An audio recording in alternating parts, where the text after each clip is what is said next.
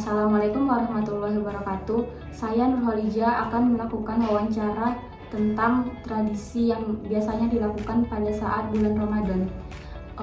Pertanyaan yang pertama, apakah ada tradisi khusus yang dilakukan oleh masyarakat di lingkungan Anda selama bulan Ramadan yang berhubungan dengan pengalaman spiritual? Biasanya di daerah saya itu sebelum melaksanakan puasa biasanya melakukan kegiatan marpanyir. Marpanyir itu biasanya dilakukan di sungai Dengan keramas. iya, dengan keramas menggunakan sampo dan makan-makan dengan warga setempat. Pertanyaan yang kedua, apakah ada kegiatan yang melibatkan interaksi sosial atau komunikasi antar individu di lingkungan Anda selama bulan Ramadan? Biasanya di daerah saya itu melaksanakan tarawih, dan sebelum tarawih itu dalam terakhir bulan puasa itu melaksanakan buka bersama, dan setiap malamnya itu melaksanakan tadarus. Pertanyaan yang ketiga, apakah ada perubahan dalam persepsi atau pengalaman masyarakat di lingkungan Anda setelah menjalani bulan Ramadan? Ada, biasanya setelah bulan Ramadan itu masyarakat di daerah saya lebih rutin melaksanakan ibadah. Untuk bertujuan untuk mendekatkan diri kepada Iya. Allah. Pertanyaan yang keempat, bagaimana masyarakat di lingkungan Anda menggambarkan pengalaman mereka dalam berkomunikasi dengan Allah? Nah, biasanya tiap malam di daerah saya melaksanakan tadarus, dan pada malam 27 itu biasanya mereka melakukan khotoman pada malam 27.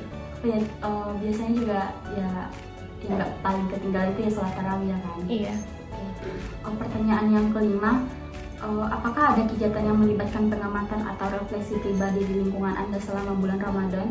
Ada. Nah, biasanya di sela-sela sholat isya dan tarawih itu diadakan ceramah yang bertujuan untuk meningkatkan keimanan dan refleksi diri terhadap agama. Pertanyaan yang keenam, bagaimana masyarakat di lingkungan sekitar menggambarkan pengalaman mereka selama berpuasa di bulan Ramadan? Nah, biasanya pada bulan Ramadan itu masyarakat di daerah saya itu lebih meningkatkan kesabaran pada bulan Ramadan, dan pada bulan Ramadan di daerah saya itu jarang terjadi ada keributan dan kerusuhan. Dan biasanya juga meningkatkan solidaritasan gitu ya? Iya. Pertanyaan yang terakhir, apakah ada tradisi atau kegiatan yang melibatkan penggunaan seni atau ekspresi kreatif di lingkungan Anda selama bulan Ramadan? Ada. Biasanya seminggu sebelum Lebaran itu masyarakat membuat kue seperti dodol, nastar, kembang goyang, dan lain-lain. Dan biasanya juga setelah dekat Lebaran itu lebih banyak orang menggunakan kembang api, Iya, dan kembang petasan api. gitu. Emang itu seni? Nggak tahu sih. Kalau kue kan masih seni. Udah. Cukup sekian wawancara saya dengan teman saya. Kurang dan lebihnya saya mohon maaf. Kami mohon maaf. Assalamualaikum warahmatullahi wabarakatuh. Assalamualaikum warahmatullahi wabarakatuh. Di sini saya akan melakukan wawancara yang kedua dengan saudari Kania Putri Amalia Siregar. Pertanyaan yang pertama, bagaimana pengalaman kamu dalam berkomunikasi dengan orang lain selama bulan Ramadan? Pengalaman saya dalam bulan Ramadan sangat dipengaruhi oleh konteks keagamaan dan sosial. Pertanyaan yang kedua, apakah kamu merasa ada perubahan dalam pola komunikasi kamu selama bulan Ramadan? Jika iya, apa yang berbeda? Ada masyarakat lebih memfokuskan dalam keagamaan. Selanjutnya pertanyaan yang ketiga, apakah ada perbedaan dalam cara kamu berkomunikasi dengan orang yang beragama sama dengan kamu dan orang yang memiliki keyakinan agama yang berbeda selama bulan Ramadan? Tentu ada, karena dengan yang seagama kita lebih banyak berbagi pengalaman dengan tentang ibadah. Intinya saling menghargai saja. Pertanyaan yang keempat, bagaimana kamu melihat peran komunikasi dalam mempengaruhi antar masyarakat selama bulan Ramadan? Mempererat hubungan sosial. Komunikasi yang berlangsung selama bulan Ramadan dapat memperkuat hubungan sosial antar masyarakat melalui percakapan, saling bertukar pesan selamat, ucapan selamat. Pertanyaan yang kelima, bagaimana kamu menghadapi tantangan dalam berkomunikasi dengan orang yang memiliki pandangan keagamaan yang berbeda dengan kamu selama bulan Ramadan? Untuk menghadapi tantangan-tantangan ini, penting bagi saya untuk mendekati komunikasi dengan hormat, toleransi, dan empati terhadap pandangan dan keyakinan keagamaan orang lain. Pertanyaan yang keenam, apakah ada perbedaan dalam cara kamu menggunakan media sosial selama bulan Ramadan? Jika iya, apa yang berbeda? Ya, karena pas bulan Ramadan saya lebih sering upload yang mencerminkan tentang keagamaan. Pertanyaan yang terakhir, bagaimana kamu melihat pentingnya pemahaman dan toleransi dalam berkomunikasi dengan orang lain selama bulan Ramadan? Dengan melihat pentingnya pemahaman dalam toleransi dalam berkomunikasi dengan orang lain selama bulan Ramadan sebagai untuk memperkuat hubungan antara sesama. Cukup sekian wawancara saya dengan saudari Tania. Kurang lebihnya kami mohon maaf. Assalamualaikum warahmatullahi wabarakatuh. Assalamualaikum warahmatullahi wabarakatuh. Di sini saya akan melakukan wawancara yang ketiga dengan Kak Uci tentang bulan Syawal. Pertanyaan yang pertama, bagaimana perubahan komunikasi antar masyarakat selama bulan Ramadan?